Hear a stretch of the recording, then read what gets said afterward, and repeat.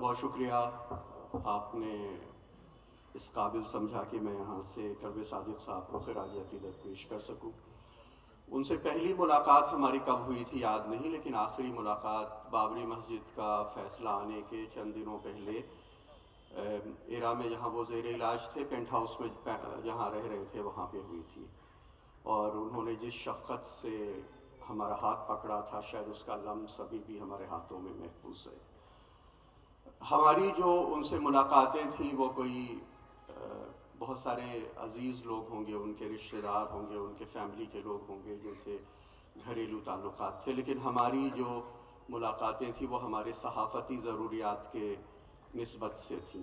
بہت سارے مسئلے ہوتے ہیں جس میں ان سے بات کرنے کی ضرورت پیش آتی تھی۔ کبھی مسجد میں خواتین کے نماز کا کوئی مسئلہ ہوا، کبھی پردے کا کوئی مسئلہ ہوا، کبھی بابری مسجد کی زمین کا کوئی مسئلہ ہوا، کبھی کو ایجوکیشن کا کوئی مسئلہ ہوا، ایسے بہت ساری چیزیں تھیں۔ اگر وہ حیات ہوتے تو شاید اس بات کی سب سے زیادہ ضرورت تھی اس کی اسٹڈی کرنے کی کہ اگر وہ 10 منٹ آپ سے بات کرتے ہیں تو اس 10 منٹ میں کتنی دفعہ تعلیم لفظ کا استعمال کرتے ہیں۔ کئی بار ہم یہ اسٹڈی کرتے ہیں کہ قرآن شریف میں تعلیم کا لفظ کتنی بار آیا ہے، کتنی بار خدا سے ڈرنے کے لیے کہا گیا ہے، لیکن اگر کلب صادق صاحب حیات ہوتے تو اس کی اسٹڈی ہونی چاہیے تھی کہ وہ تعلیم کی بات کتنی دفعے دہراتے تھے۔ ایک دفعہ انہوں نے ہم سے کہا کہ پاکستان اتنا پچھڑا اس لیے ہے کہ اس نے مسجدیں بنائی لیکن اسکول نہیں بنائے۔ بہت بار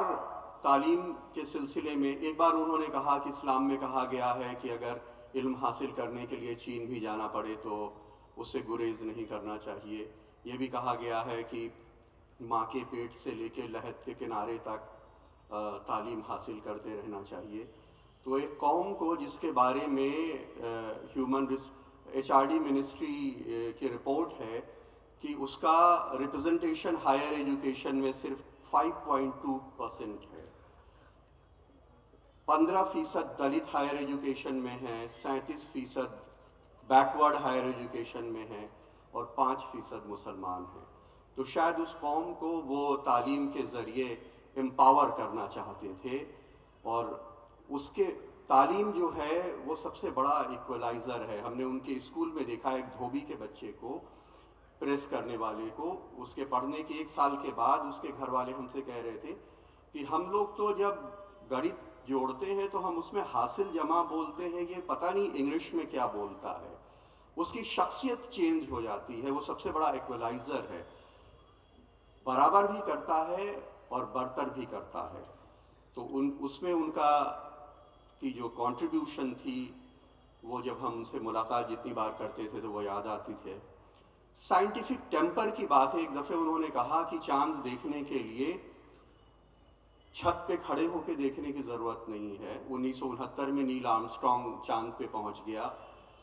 کیونکہ نظریں دھوکہ کھا سکتی ہیں، سائنس نہیں کھا سکتی۔ پلانٹ اپنے آربٹ میں ایک پری ڈیٹرمنڈ اسپیڈ سے گھوم رہا ہے، 5 سال بعد 10 سال بعد اس کی پوزیشن کسی خاص دن کیا ہوگی، یہ ایک سائنس ہے، یہ پتہ کیا جا سکتا ہے۔ شاید اس قوم میں وہ ایک سائنٹیفک ٹیمپر جو ہے انکلکیٹ کرنا چاہتے ہوں گے، جس کے لیے وہ اس طرح کی باتیں کہتے تھے۔ یا وہ یہ کہتے تھے کہ مسلمانوں میں فیملی پلاننگ کی ضرورت ہے، پریوار کو چھوٹا رکھنے کی ضرورت ہے، تو شاید انہیں یہ احساس ہوگا کہ اس قوم میں ہر گھر میں دولت زیادہ ہونی چاہیے، خوشحالی پیسہ زیادہ ہونی چاہیے، آبادی کم ہونی چاہیے۔ پردے کے سلسلے میں ہمیں یاد ہے ایک بار شبانہ اعظمی صاحبہ نے کبھی کہا کہ اسلام میں یہ کہیں نہیں لکھا ہے کہ آپ اپنا چہرہ ڈھک لیں۔ اس کے اوپر بہت مخالفت ہوئی، تمام لوگوں نے بہت طرح کے بیانات دیے۔ تو کلب صادق صاحب، ہم نے اس سلسلے میں قرآن میں کوشش کی کہ پردے کے سلسلے میں کیا کہا گیا ہے، تو سورہ الاحزاب کی ایک آیت ہمیں اس میں ملی جس میں کہا گیا تھا کہ اے نبی تم اپنی بیویوں، بیٹیوں اور ایمان والی عورتوں سے کہہ دو کہ وہ اپنے سر پہ پردے کا شیڈ کر لے تاکہ پہچانی جائیں اور ستائی نہ جائیں۔ تو ہمیں یہ سمجھ میں نہیں آیا کہ اگر وہ شیڈ کر لیں گی تب تو وہ چہرہ چھپ جائے گا، پہچانی جائیں پھر وہ ان کی پہچان کیسے ہوگی؟ ہم نے ایک مولانا صاحب سے پوچھا تو انہوں نے کہا کہ یہ مس پرنٹ ہو گیا ہے، ہونا یہ چاہیے کہ وہ پہچانی نہ جائیں، چہرہ چھپ جانے سے وہ پہچانی نہیں جائیں گی۔ ہم نے آفس آ کے بہت سارے قرآن کے انٹرپریٹیشنس الگ الگ دیکھے، سب میں وہی لکھا ہوا تھا۔ تو ہم نے قلب صادق صاحب سے پوچھا تو انہوں نے کہا کہ ایسا ہے کہ اسلام کے آنے کے بعد مدینے کی گلیوں میں جب کچھ لوگ لڑکیوں سے چھیڑخانی کرتے یا ان کو غلط طریقے سے چھونے کی کوشش کرتے تو وہ کہتی کہ ہمارے پیغمبر نے کہا ہے کہ اب ہم مسلمان ہو گئے ہیں، اور ہمارے پیغمبر نے کہا ہے کہ ہمارے یہ ویلیوز نہیں ہیں، ہمارے ویلیوز بدل گئے ہیں، اس لیے آپ ہمارے ساتھ ایسا نہیں کر سکتے۔ تو وہ لڑکیاں کہتی کہ ہمیں کیا پتہ کہ تم مسلمان ہو گئی ہو۔ تب یہ آیت نازل ہوئی کہ وہ اوڑھنی کا شیڈ کر لیں تاکہ پہچانی جائیں اور ستائی نہ جائیں۔ جیسے ننز ہوتی ہیں سفید لباس پہنتی ہیں، یا سادھوی ہیں وہ پیلے وستر پہنتی ہیں، تو لوگ تھوڑا ان کا احترام کرتے ہیں، چھیڑخانی وغیرہ نہیں کرتے ہیں۔ اس کے بعد ہم نے اپنے اکیڈمک انٹرسٹ کے لیے جتنے بھی قرآن کے بہت سارے انٹرپریٹیشنز پڑھے، بہت سارے جستجو تھیں، بہت سارے سوالات تھے جو ہم نے لکھ کے رکھے ہوئے تھے کہ کبھی ہمیں وقت ملے گا، کبھی انہیں وقت ہوگا تو ان سے پوچھیں گے، لیکن وہ وقت نہیں رہا۔ تو قلب صادق صاحب نہیں رہے ہیں اب،